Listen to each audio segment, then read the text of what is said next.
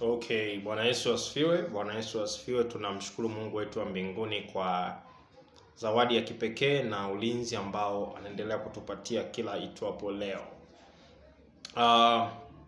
Siku ya jana nilipokea shuhuda ambayo ilinigusa katika moyo wangu kwa kiwango kikubwa sana. Nilipokea shuhuda kutoka kwa moja ya client wangu ambaye alikuwa na changamoto kubwa sana ya kiafya. Na changamoto hii ilikuwa sio nyingine, ni changamoto ya bawasiri. Lakini ni ile bawasiri ambayo ilifika katika kile kiwango ambacho kilikuwa ni kikubwa sana. Moja ya kero kubwa hasa ya ugonjwa wa bawasiri, wengi huwa wanateseka na shida ya kile kinyama ambacho huwa kinaning'inia huko katika njia ya haja kubwa. Wengi sana wanapitia hiyo changamoto na wengi inawafanya kuwa uncomfortable sana. Lakini kutokana na kesi mbalimbali ambazo huwa nazipokea, kuna wengine pia katika kinyama hicho, wengine huwa kinaonekana mara baada ya kuwa wamemaliza kujisaidia haja kubwa. Mara baada ya kuwa amejisaidia haja kubwa, kile kinyama kinatoka. Kuna wengine kinakuwa ni kidogo cha wastani, lakini kuna wengine ile nyama inakuwa ni kubwa. One of my client ambaye niliwahi pia kumsaidia changamoto ya bawasiri, akawa ananipa shuhuda, anasema daktari, ninapokwenda kujisaidia lile nyama linatoka lote nje. Ninamaliza kujisaidia na nawa vizuri, lakini ile nyama inaning'inia. Kwa hiyo nini ambacho nakuwa nakifanya wakati huo? Inabidi sasa nianze kutumia vidole vyangu kushika ile nyama, nilazimishe kuweza kuirudisha ndani. Anasema ni moja ya kitu ambacho kilikuwa kinanipa mateso ya hali ya juu sana. Changamoto nyingine ambayo wateja wangu wengi ambao wanaosumbuliwa na ugonjwa wa bawasiri wanayokutana nayo ni shida ya kutokwa na damu. Aidha baada tu ya haja kubwa au wakati wa haja kubwa, ile haja inapokuwa inatoka inaambatana na damu. Kwa hiyo kila anapokwenda kujisaidia lazima apate damu ambayo ni nyingi sana. Hali ambayo wanaume kwa wanawake imekuwa ikiwaumiza kichwa usiku na mchana. Na shida nyingine kwa wagonjwa wangu wengi ambao walio na changamoto ya bawasiri ni maumivu makali sana wanapokuwa wanapata choo, ama tunaita constipation, kupata choo ambacho ni kigumu sana. Hali ambayo hupelekea kuongeza tatizo zaidi na zaidi. Sasa basi, shuhuda wangu huyu ambaye nimepokea jana, alinipigia simu jana yeye mwenyewe. Yeye akati ananitafuta, changamoto yake ilikuwa ni vice versa. Alikuwa na hapati shida ya choo kigumu sana, ilikuwa inatokea lakini ilikuwa ni mara moja moja. Ila shida hasa kubwa iliyokuwa ikimkabili ni kupatwa na ile hali ya damu kila anapopata haja. Lakini muda mwingine damu zilikuwa zinatoka zenyewe katika njia ya haja kubwa.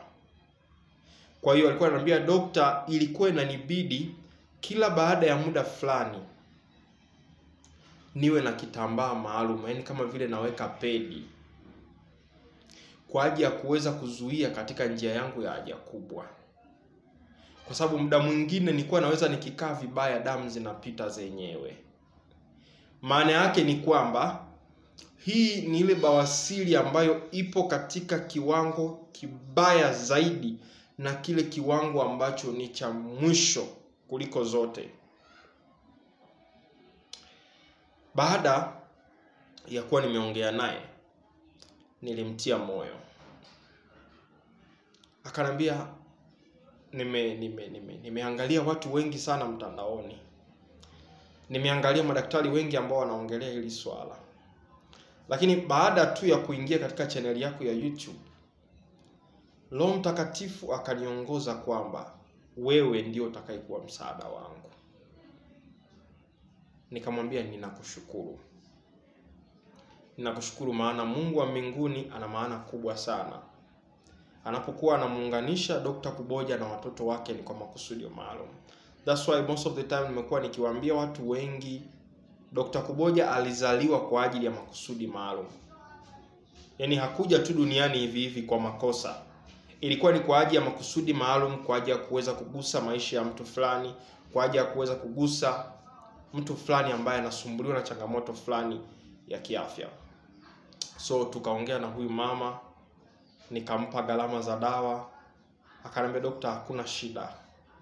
Hiyo gharama sio kubwa na wala hailingani na ukubwa wa tatizo langu. Ninachokiangalia mimi, ninahitaji niweze kupona. Hilo ndilo hitaji langu hasa kubwa. Nikamwambia, ndugu yangu, kwa uwezo wa Mungu utapona. Najaribu kuficha ID yake hapa sababu na yeye ni mmoja wa watu ambao wananifuatilia. Baada ya hapo akaniambia nipe muda, baada ya muda fulani na alipia dawa uweze kuniagizia. Huyo client wangu yuko Dar es Salaam. Kweli hakusita kwa sababu hiyo dawa huwa inatoka kwa order maalum. Na hiyo dawa wakala wangu ambaye yuko Dar es Salaam hana. Kwa hiyo mteja once anapokuwa analipia, then baada ya hapo tunafanya utaratibu wa kumsafirisha. Kama atakuwa na wasiwasi, nitaituma kwa wakala wangu, then wakala. Lakini most of my clients, nashukuru Mungu, wananiamini, wananitumia pesa, natuma dawa zinafika, na hatuishi tu kufika kwa dawa. Watu wanapokea uponyaji kwa kiwango kikubwa sana. Na ndio maana nikaamua nilete hii shuhuda kwenu hapa. Kuna kitu ambacho nataka wanafunzi wangu mnaonifuatilia hapa mjifunze. So wakati nikimpa maelekezo ya matibabu huyu client, nikamwambia once utakapopokea dawa, utaratibu wangu ninakupatia program maalum. Kwa sababu moja ya kitu kikubwa ambacho ninawafundisha hapa kila siku, bawasiri ni vyakula. Naomba nirudie hicho kitu. Bawasiri ni vyakula. You need to know this. Kufanyia operesheni sio suluhisho ya bawasiri. Kwenda kukata kinyama kile kwa njia za asili sio suluhisho la bawasiri. Kwa hiyo unatakiwa kuweza kujua chanzo cha bawasiri. Na mbaya zaidi, ukikadi unavyoendelea kukata alafu inarudi, maana yake ina link moja kwa moja na damu yako. Kwa hiyo unavokata ni kama vile unapita shortcut. You need to go this way, wewe unazunguka yani unatafuta shortcut namna gani ya kuweza. Hicho ndicho wanachokifanya. Alafu moja ya kitu kikubwa ambacho nimekuwa nikiwafundisha wengi, hakuna tiba ya hospitalini itakayokutibu bawasiri. Ili itakusaidia kuweza kupunguza yale maumivu tu. Suluhisho pekee la hospitalini watakwambia kile kinyama kinapokuwa kikubwa, njoo tukufanyia operesheni. Na client wangu mmoja kutoka hapa Mbeya kafanyia operesheni mara 2. Hiyo operation ya pili ilitaka kumuua. As we are speaking now, kile kinyama kimesharudi na kimekuwa kikubwa tena. She came to me crying. Ambia, doctor, nimechanganyikiwa. What should I do? Hii ni mara ya 3 nika experience tena operation ambayo itanilaza si chini ya miezi 2 na shindwa hata kumhudumia mume wangu. So unaweza ukaona ni kwa namna gani ambavyo watu wanapitia mapito ambayo yanawaumiza sana. Lakini kumbe shida ni maarifa na elimu. So huyu client wangu nikamtumia dawa, akakaa siku ya kwanza, nakumbuka aliyechelewa kidogo kuipokea, alikwenda kuipokea siku ya 3 kutokana na ubize wake wa majukumu ya hapa na pale. Alivyoipokea akawa ameshukuru sana, kama Dr. Kuboja, thank you a lot. I believe in you, na still paka nimeweza kupokea dawa. Nimekushukuru sana. Nimeona kabisa namna gani ambavyo unafanya kazi yako kwa ufasaha. Katika hili Mungu akubariki. Naomba baadaye nikitulia unipe program nini cha kuweza kufanya. Kweli after 2 hours akawa amenipigia baadaye. Baada ya kuwa amenipigia nikaanza kumwelekeza what to do. Nini ule, nini usile.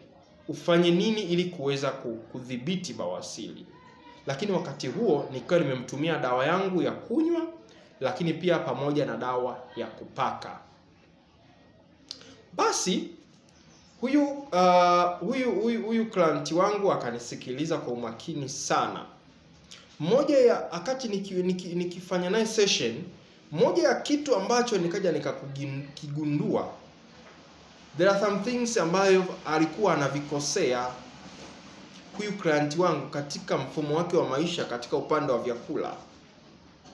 Most of the people here nikiwaambia njoo ulipie huduma ya ushauri na saa shilingi 15,000. Yaani 15,000 unaithamini kuliko afya yako.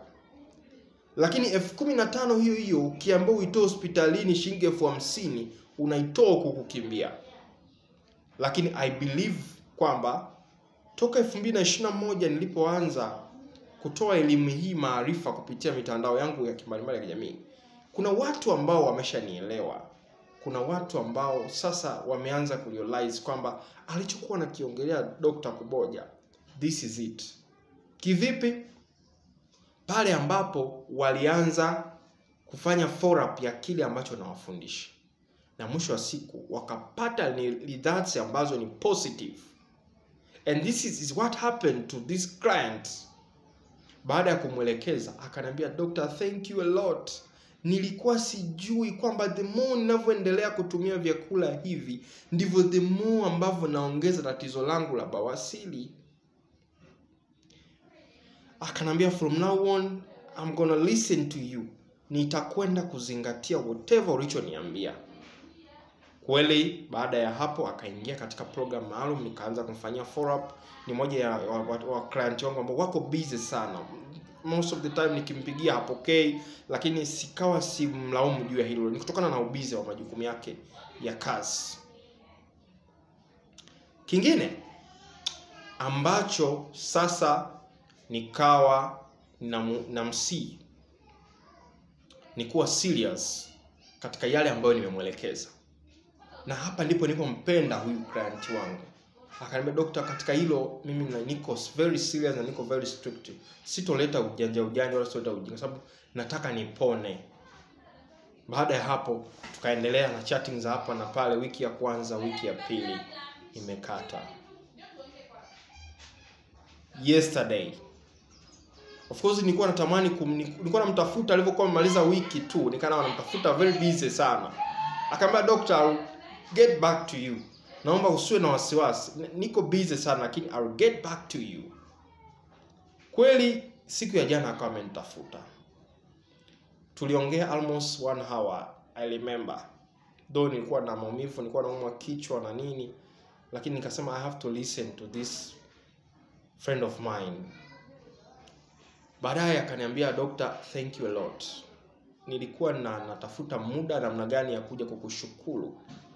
Doctor, huwezi amini nimepata results ambazo sikuweza kuzipokea. Lakini mwili wangu umepata mabadiliko makubwa sana ambayo I can't imagine. I can't imagine. Within 2 weeks, situation iliyokuwa inanisumbua ya kutoka na damu muda wote, sasa hivi na almost na siku ya 5 hiyo situation imekata, haipo tena." Lakini vyakula ulivyoni advise kwamba nitumie vyakula hivi na hivi vimekuwa a big help to me. Vimenisaidia kwa kiwango kikubwa sana. Dokta, ninakushukuru sana na Mungu wa mbinguni akutunze katika hili. So akaongea mengi, akanihamasisha, akaniambia niambie kingine ambacho sitakiwi kuweza kukifanya.